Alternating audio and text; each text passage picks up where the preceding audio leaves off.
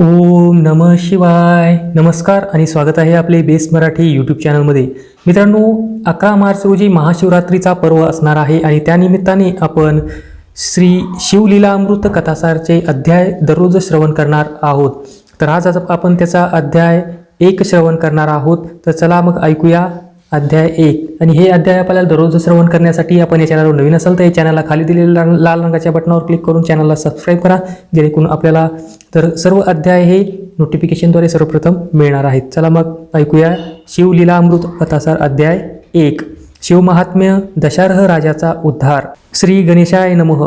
भगवती सरस्वतीला नमस्कार. श्री गुरूंना नमस्कार. अंबेसह विराजमान असणाऱ्या सदाशिवाला नमस्कार असो. हे शिवशंकरा, तू ओंकार स्वरूप आहेस. तुझा अंतपार कोणालाही कळत नाही. तू सर्वांचा आद्य आहेस. विश्वाचे आदिबीज आहेस. मायेच्या पलीकडचा आहेस. तू ब्रह्मानंदाचे पूर्णत्व आहेस. अशाश्वत अशा या सृष्टीत तूच एकमात्र शाश्वत आहेस. तू गणपतीचा पिता आहेस. जगाचा गुरु आहेस. हे शिवा, तू दिव्य ज्योती स्वरूप आहेस. सर्वात पुरातन अर्थात सनातन पुरुष आहेस. तू अनादिसिद्ध म्हणजेच स्वयंभू आहेस. तू आनंदरूपी वनात नित्य विहार करतोस. तू त्रिगुणात्मक मायेचे चक्र अव्याहत चालवितोस. उत्पत्ती स्थिती लय ही तुमचीच शाश्वत लीला आहे. तू अव्यय आहेस. अविनाशी आहेस. तू अनंत रूपे धारण करतोस. तू जगाचा अधिपती आहेस. खरा पालनकर्ता आहेस. हे शंभो, तू तृतीय नेत्राने युक्त आहेस, म्हणून तुला विरूपाक्ष म्हणतात. तुला 5 मुखे आहेत. तू जीवांच्या सर्व कर्मांचा एकमात्र अध्यक्ष. शुद्ध चैतन्य हीच तुझी वास्तविकता. तूच समस्त विश्वात अंतर्बाह्य भरून आहेस. तू जीवांना गहन कर्मबंधनातून सोडवितोस. मनाला मोहित करणाऱ्या मदनाचे दहन करणाऱ्या शंकरा, तुझा जय जयकार असो. फार फार पूर्वी मथुरा नगरीत परमपवित्र यादव वंशातील दशार्ह नावाचा राजा राज्य करीत होता. तो उदार व सुलक्षणी होता. सर्व राजे त्याचे स्वामित्व मान्य करीत, त्याला कारभार देत, त्याला वंदन करीत. त्याच्यापुढे नतमस्तक होताना त्या राजांच्या मुकुटातील रत्नांचा प्रकाश दशार्ह राजाच्या चरणांवर पडत असे. त्या राजाने समस्त भूतलावर आपल्या सत्तेचे पांघरूनच घातले होते जणू. त्याच्या यशकीर्तीची धवल पताका शरद ऋतूतील पूर्णचंद्राप्रमाणे शोभत असे. अर्थात त्याची कीर्ती निष्कलंक व निर्दोष होती. सर्व प्रजाजन व ब्राह्मण त्याच्या कल्याणाचे शुभचिंतन करीत असत. शुद्ध पक्षातील द्वितीयेपासून चंद्राची कला जशी वाढत जाते तसे त्याचे ऐश्वर्य दिवसेंदिवस वाढत होते. तो विष्णूसारखा सुंदर व तेजस्वी होता. सद्बुद्धीरूपी धर्मपत्नीशीच प्रेमळ वार्तालाप करायचा. दुर्बुद्धीरूपी दासीकडे तो ढुंकूनही पाहत नसे. दानरूपी शस्त्राने त्याने समस्त याचकांचे दरिद्र नष्ट केले होते.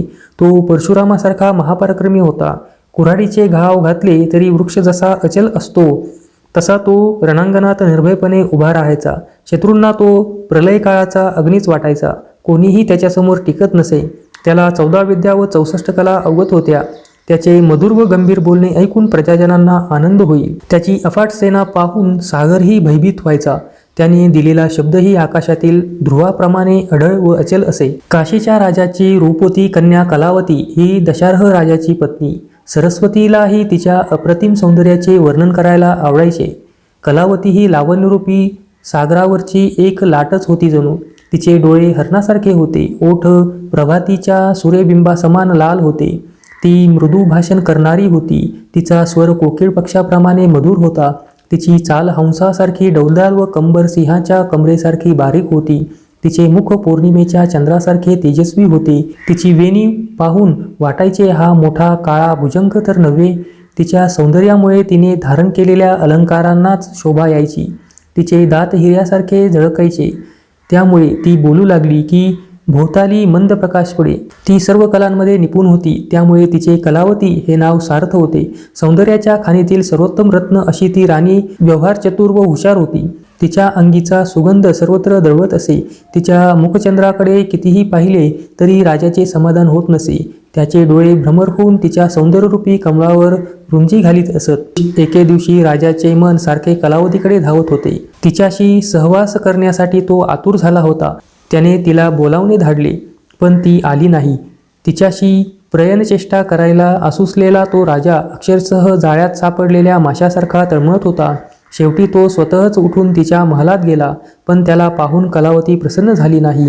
राजा तिला म्हणाला, हे प्रिये, हे शृंगारलतिके, ये, माझ्याजवळ ये.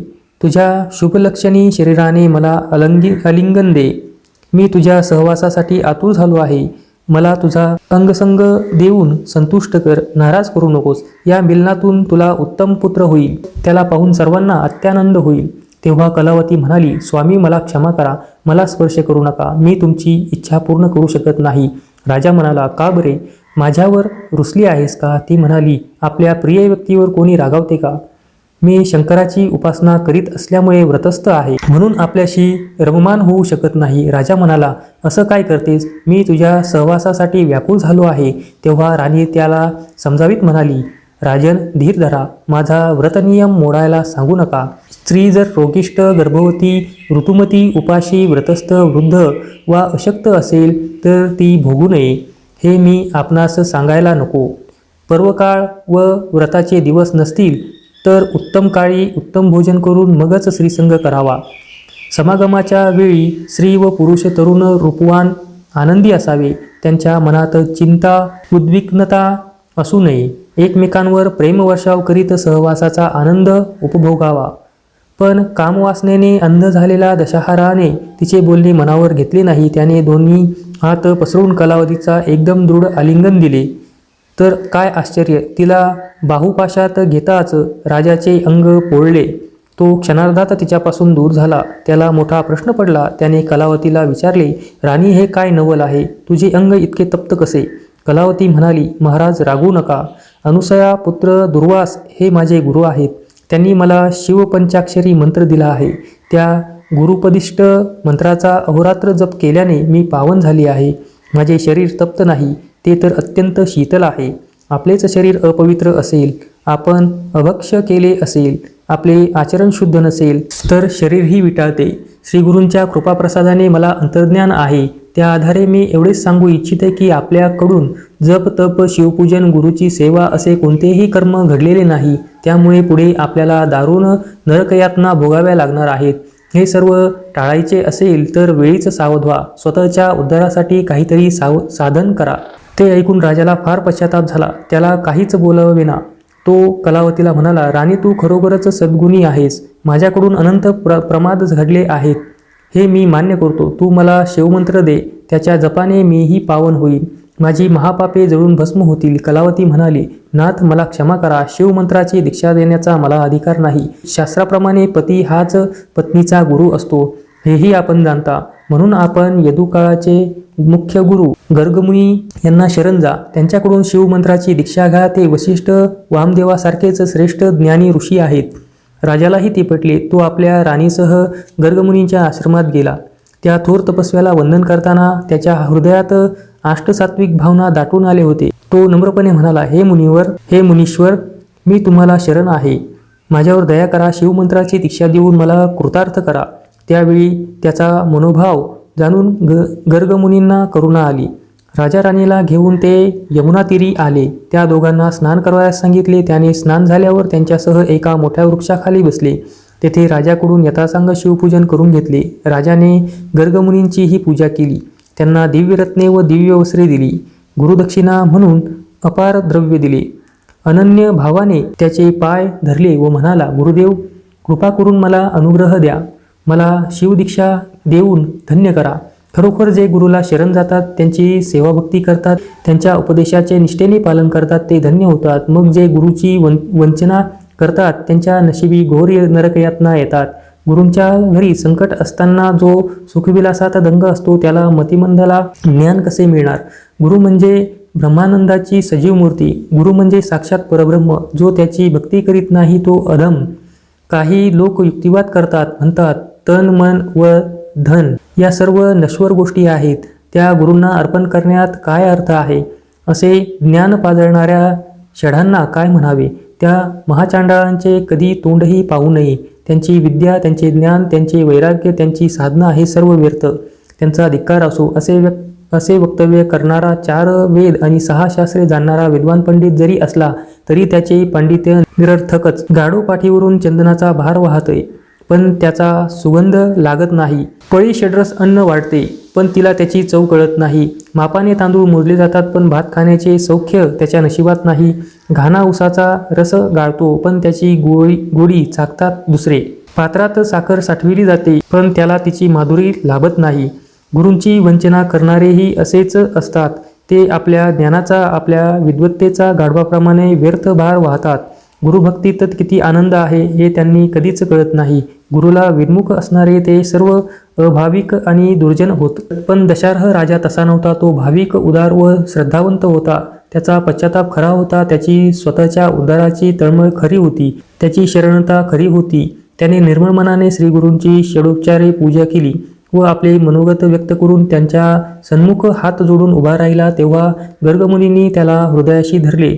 आपला वरदहस्त त्याच्या मस्तकी ठेवला. त्याला नमः शिवाय या शिवपंचाक्षरी मंत्राचा उपदेश केला.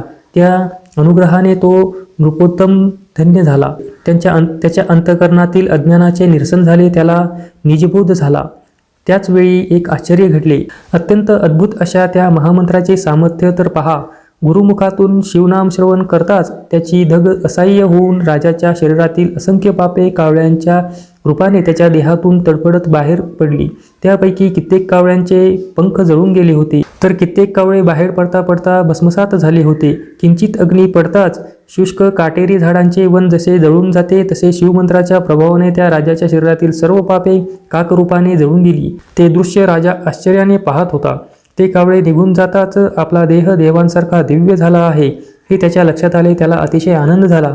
आपण जे पाहिले ते सत्य होते की भ्रम हेच त्याला कळेना. त्याने गर्गमुनींना विचारले, हे मुनिश्रेष्ठा, माझ्या देहातून एवढे असंख्य कावळे कसे निघाले? माझे रूप इतके दिव्य कसे झाले? गर्गमुनी म्हणाले, राजन, शिवनामाच्या प्रभावाने तुझी अनंत जन्मीची पापे जळून भस्म झाली आहेत. कावळे हे त्यांचे प्रतिकात्मक रूप होय. आता तू पूर्णतः निष्पाप झाला आहेस म्हणून तुला हे दिव्य रूप मिळाले. ते ऐकताच राजाचे हृदय कृतज्ञतेने भरून आले. तो अत्यंत प्रेमाने गुरुस्तवन करू लागला. म्हणाला, गुरुदेव, तुम्ही धन्य आहात.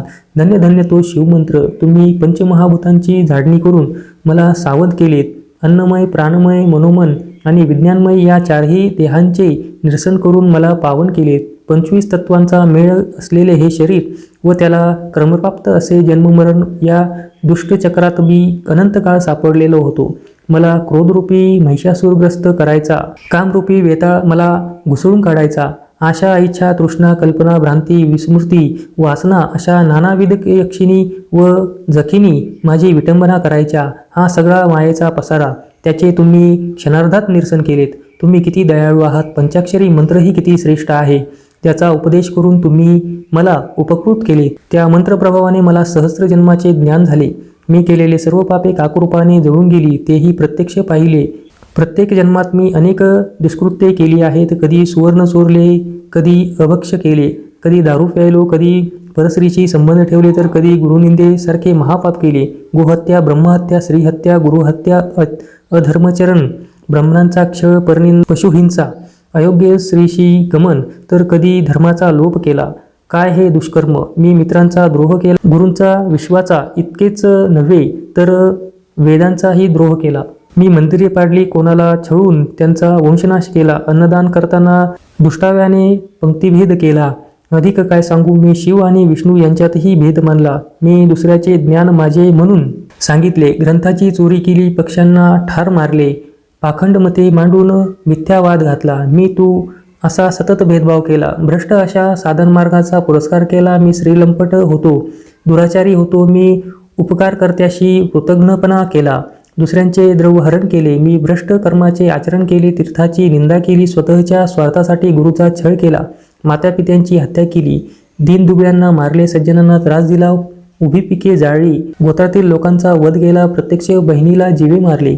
सर्वांशी दुष्टपणा केला. कन्या, गायी, घोडे, रस यांचा विक्रय केला. गावेच्या गावी जाळली. भ्रूणहत्या केली. अनेकदा आत्मघातही केला.